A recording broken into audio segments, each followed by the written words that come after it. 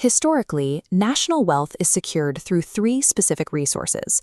The first is an ocean of natural energy sitting right beneath the sand. The second is massive, unmined mineral wealth carved directly out of the earth. And the third is an enormous supply of low-cost human labor. In 1945, Germany possessed none of these assets. Its cities were destroyed, its heavy infrastructure was dismantled, and it lacked any significant natural reserves. Yet today, Germany is the largest economy in Europe and one of the top 3 exporters on the planet. To achieve this, Germany rejected conventional economic wisdom and developed a strategy based on internal skill development rather than natural inheritance. Following a war, most governments focus on short-term relief. They spend available capital to quickly rebuild housing and provide immediate aid to stabilize the population. When billions of dollars in foreign financial aid began flowing into Europe in the late 1940s, most nations used it for these immediate humanitarian needs. Germany chose a different path.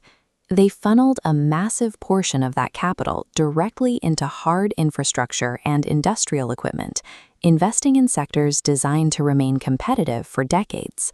Once production began, they faced another strategic choice. Standard manufacturing theory suggests winning trade wars by lowering prices to the absolute bottom. German companies ignored the price war. Instead, they focused entirely on maximizing engineering quality, assuming that global buyers would eventually pay for performance. This trade-off works. A German machine has a much higher upfront cost, but its maintenance line remains flat over a 10-year period. Reliability saves money. This precision took hold early. Companies like Mercedes-Benz spent decades prioritizing durability over cheaper competitors. By refusing to compete on price, Germany secured the high-end global market. They built an economy based on long-term trust, a metric that remains stable even during global downturns. It is a common misconception that massive, world-famous corporations drive the bulk of the German economy. The actual backbone is the Mittelstand, a network of thousands of medium-sized, family-owned companies that rarely advertise to the general public. These firms practice hyper-specialization. They identify one specific technical niche and dedicate all their resources to dominating that market worldwide.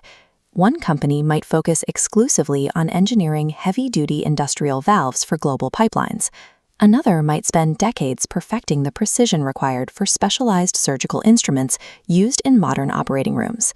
This expertise leads to an interesting outcome. German employees work shorter hours than in the US or China, yet the value created per hour is among the highest globally. This productivity comes from the dual apprenticeship system, combining classroom theory with real-world application. This training model is a deeply rooted cultural system, producing master-level machinists and engineers for generations. In the modern era, companies continue this legacy by investing in worker skills alongside new technology, ensuring human capital evolves as fast as their machinery.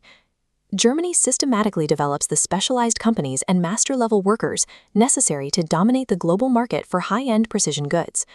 Germany's economic stability was built on a disciplined choice to prioritize long-term precision over short-term savings.